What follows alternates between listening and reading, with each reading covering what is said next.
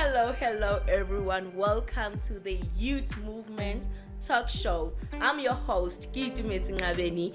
So, the show is all about ulutsha lwethu, iyafundisa, iyakha, also the society. Today we'll be joined by Mr. Ral, all the way from Cape Town. Hello, Ral. Hi, thanks How for are asking. you? I'm good. And yourself? I'm good, thank you. So, Ral, please tell us more about yourself. My name is Ralton Nolan. I'm from Western Cape. I live in Cape Town. I'm a creative practitioner and an art activist for the arts and culture industry. Okay, that's nice. So, Ralph, please tell us about your business. Like, what do you do exactly? So there's a lot of things that I do as a entrepreneur, but most of the things that I focus on is youth development and in the arts sector. For example, I help a lot of artists with creative designs, which is graphic design and also branding for artists. And then I also develop them by creating events opportunities for them. I'm currently booking them for events, and Okay, that's also nice. yeah, and also because if you look at the industry today, like like the experience that I have during the COVID-19 pandemic, Yeah. I've realized that a lot of artists are looking for work. So I'm trying to create with my business work opportunities where artists can, provide, where I can provide work for them, performance gigs and so on. Okay. Yo, since you were talking about the lockdown, so how is the lockdown threatening you? How is the impact? Is it a positive or negative affecting you? Great question. The the pandemic has had a very positive and negative effect on me. For example, the positive effect is where I've realized that the government, they actually do support us as creatives. Yeah. And that's something that I'm truly grateful. I don't know, they do not get too much credit for what they do Yeah, for the they creative. don't, hey? There's always, things that, but we are working together, with the government to actually try to make it a better industry. But I think the negative part was not to be able to have a lot of work coming in. Yeah. I think there's a lot of artists that are struggling at the moment and they do not have an income. And I think um, we as creators need to start working together, and I think that will help. Yeah, to Set support each other. contacts, support each other, and I think that would be also be turning a negative into a positive as well. Yeah. So tell me, you working alone or you have people work for you or they just work with you? Currently, I have part-time employees which Okay. work with me, so they are basically assisting me with various aspects of my business. For example, the events part, I call them experts Okay. because they are experts in their fields. Like, for example, it's artists that are working. They are learning art administration work as well. Yeah. So it's like I'm also trying to give back by teaching what I know to younger younger artists. And I also have worked with a lot of various organizations, just to mention, if I can, some organizations that I worked for, if it's okay. Like, Yeah. for example, the South African Arts and Culture Youth Forum. I know everyone knows SARCIVE. Yeah. It's an organization which focuses on development of artists as well. So I'm representing them here in the Western Cape, Oh, trying that's nice. to build their brand and their organization in the Western Cape. And then I also have, also just to mention, start. I'm one of the founding members of the SOSIF, a federation that's a newly federation started now in South Africa. And I'm one of the founding members of that because the reason why we started the federation is because, like I said in the beginning, the need of the artists, to start coming together and make it a better environment for them to create economic development for them. Yeah. Yeah. So how is the community responding? The Like, do they community support you guys or? I love your questions. You ask like the right question. The community, at first, in the beginning, when I started this business, Yes. there's a lot of communities trying to find out what's happening, what's going on, because they needed to understand what my service is. And when I actually gone into the community, Yeah. and then I start building relationships and communicating with them, I start realizing that there's many stories in the community that I can relate to, and I turn that stories into products for them, and into a service for them by using visual design. And I think that was one of the most positive thing that impacted my business, for example, to actually connect with my community. Okay, that's great. So, Ral, tell me, did you go to school for what you're doing? For what I'm doing, most of the things that I've learned, I'm self-taught. However, I I'm certified in Adobe software, which Okay. helped me to do my graphic design work. And I also am learning from a lot of mentors. For example, Charisma Music Foundation that have taught me about help desk and how to work with administration work. So I'm basically most of my education comes from the industry and the people that I've connected with. Oh. My studies is in travel and tourism. That's totally far from arts and culture. But I think it's my passion led me Yeah. to industry. Yeah. Okay, so what would you advise young artists, upcoming artists? Would you advise them to go to school or to just start whatever they want to do? Education is very important. If they have the means and support to be able to study, I would tell them to actually go study because education gives you opportunities. However, I also do believe that entrepreneurship is the future and it will help you be to take ownership of your life. That's the one thing that entrepreneurship taught me. It's by being responsible for what you believe in as an individual, and that makes you to also give back.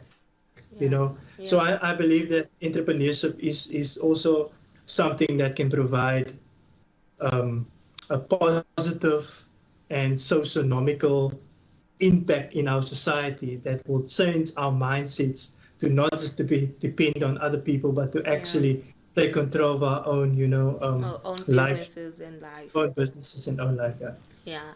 it learns you like independence, basically. Yeah. Okay, did you have a funding when you started your business or you used your own money?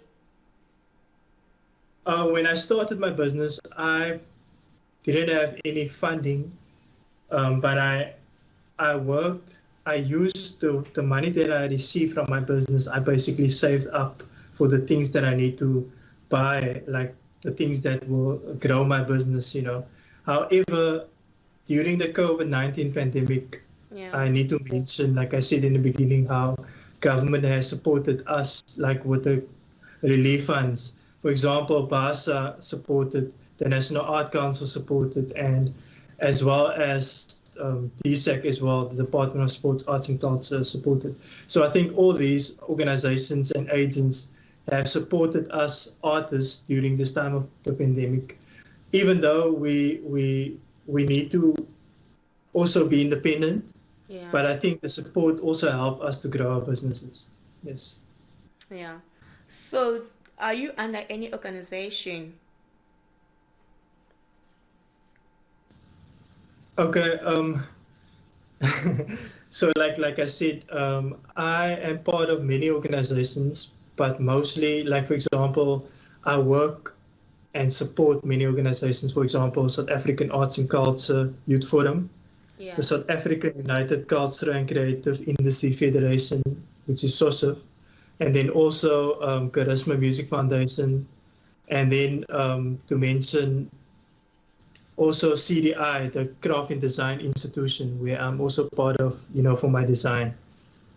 So all these organizations support different structures of my business. For Oh, okay. example, art administration and artist development, and then craft and design supports the design part of my business. Okay, that's great. That's great. So tell me, where do you see yourself in 5 years to come? In 5 years to come, I believe, I wanted to say the Minister of Arts and Culture, but okay, I won't go that far. But my goal, I would like to work for the Arts and Culture Department. However, I also believe like the importance of my business is to create jobs, and I would like to create jobs for the youth of South Africa so that we can survive in the climate that we currently are in, or even in the future. Yeah. Because if we can provide food on our tables, it means that not one youth will suffer or be hungry, or, and I think seeing myself in 5 years would be a business that has created as many jobs as possible. So tell me, would you advise youth to do collaborations? Currently, I am collaborating with a lot of organizations and organizational companies that are run by youth. So, and the way that they can collaborate with me is to graphic design projects, events management where we can do events together. I'm currently also supporting the indigenous people, which is the Khoisan Sand people. Okay. They are like, I'm busy designing their logo, which is the UNDRIP Summit 1652, Yeah. which I need to mention. It's one of my special projects. It's a project where all the Khoisan Sand people are going to come together, and they're that's going to nice. speak about, try to come together and speak about the indigenous Yeah, and heritage, also teach people about their culture and Yeah. heritage. So for me, it's all about arts and culture, and I think anyone that's in the industry can collaborate with me, whether it doesn't matter what culture you're from, what language you speak. I can Google if I Yeah. need to learn your language or something. But for me, it's all about coming together and working together and making the industry better. So tell me, how did you manage to turn your art into business? At first, it was survival mode because there wasn't any income coming in, and there was no work at that moment because I studied and I couldn't find work. Yeah. So I had to, it was a matter of like I had to do something. And because I don't know, I need to mention a few people because, No problem, you can. yeah, If you don't mind. because like there's a lot of people that supported me in the beginning of my business, like the Abiso One-Bridge Communication. Like he was one of my first clients, and he started giving me work from other organizations, and that's how it started to grow, And then suddenly another person is coming into my life, and then that person and I think that's when I started realizing I can actually start a business, in what I'm doing. And then after that, because of my events background, I started realizing that artists need support when it comes to events management. And then I that's how I grow. So I used my skills to create income for me. And I think that's entrepreneurship, when you see an opportunity in your community and you fill that opportunity. What are the challenges that you're facing into your business? Okay. I'm a storyteller, so everything will start like a story, man. So let me just answer the question. Okay. The challenges have been connecting with my local government. That's the one challenge, at first, to connect with the right people. And then also the other challenges would be in the beginning. I started with a laptop, humble beginnings. And I realized that needing the right equipment and software is really needed when it comes to the type of business that I'm doing. And as I was growing, I started getting the equipment and getting the support. So the challenge is always going to be like for an entrepreneur is having the right resources, to build your business. And also when it comes to resources, also the right people to work with, people that you can trust, people that's understanding of what your mission and vision is of your business. So all that challenges, like even last but not least, like even the challenge of understanding that you need to be emotionally intelligent when it comes to this type of work. So you need to be strong as a person, because the challenges that you face, you need to be strong. Yeah, you need to be strong to face a lot of challenges when it comes to this type of work. So how, yeah, I think, yeah. yeah, okay. So how are you overcoming your challenges? My challenges, I think I have a great support structure. Like I mentioned, a lot of organizations and a lot of people that I look up to that basically guide me. And also, I also believe that believing in your talent, your God-given talent, Yeah. is the key to overcome all these challenges. Because once you believe in what you can do and you have the confidence in this that you are doing and you see the outcome of it, and that it's actually impacting a lot of people, I think that motivates you to overcome your challenges, my challenges. And I think also, I believe like connecting with government organizations and funding organizations also help me to achieve, or us to achieve our overcome our challenges. Yes. Okay. Yeah, that's great. That's great. I'm learning a lot from you while you Peace is speaking. Peace like, okay, okay. So, what message do you have for our youth, for young people who are out there also wanna do the same thing that you're doing? Okay, this is like a bucket list question, because I always wanted to answer this question in front of like a crowd of, Yeah. so let me just take a breather. No, Okay, no let me problem. Take your time.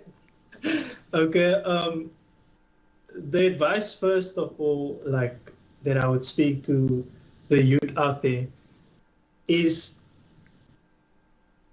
to to look at yourself as someone that is capable. Firstly, you know, to tell yourself and have a conversation. Take a moment and sit down and just have a conversation with yourself. It will be good for your mental health as well. If you talk to yourself and tell yourself that, look here, I have these challenges, I can do it. You need to have that relationship with yourself at first. And then spiritually, you also need to have a connection with a higher power. You need to believe in that God, whichever form of God that you believe in, that He is there for you, that He's the one that's guiding you. And then lastly, I believe you need to connect with the right people, and you need to have a mentality that you are actually here to change someone's life or to add value in someone else's life. Because if you don't see yourself as impacting anyone else's life, then what are you actually doing with your life? Because I think that's the platform and the basis of any person's life, to help someone else. And I think to put everything that I'm saying into one message, I would say to the youth out there, believe that you are capable of achieving your dreams. Because if you are believing in yourself, it means tomorrow you will achieve it. Like you can today. I just always like to make this joke, when, if I may. Yeah, no Today problem. you are eating. Today you are eating like dry bread. Yeah. Tomorrow you are eating something more delicious than that. You know what I mean? Like, you never know what your life can change in the next day by Yeah. just believing in yourself and like acting on what you believe in, by doing the action of what needs to be done to get there. Yeah. I know it's a lot of stuff to say, but yeah, that's just something I've always wanted to say. Thank you so much for sharing that with us. So tell me where people can find you. I'm all over social media. You can find me at Raw Creative Studio. Like, that's basically most of all my social media. You just type in Google, you will find me on Google, you'll find me on Facebook, Twitter, the normal social media. Yeah. And then also with the other organizations that I manage like the communication part, you can also ask them where I'm at if you can't find me. But yeah, I'm yeah. Almost wanted to give myself a number, but it's better to get me on social media. Okay, Ral, thank you for your time and thank you, man.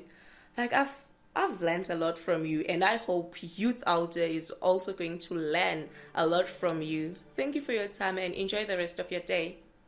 Thank you. You were doing your job very great, and you made me feel very comfortable. So thank you. Okay, everyone, I hope you enjoyed today's show with Ral. So I hope you learned a lot from him, as I also did myself. And also, believe in yourself, guys. Do whatever you put your mind into, and do you, guys. So don't forget to like, share, and subscribe. See you next time.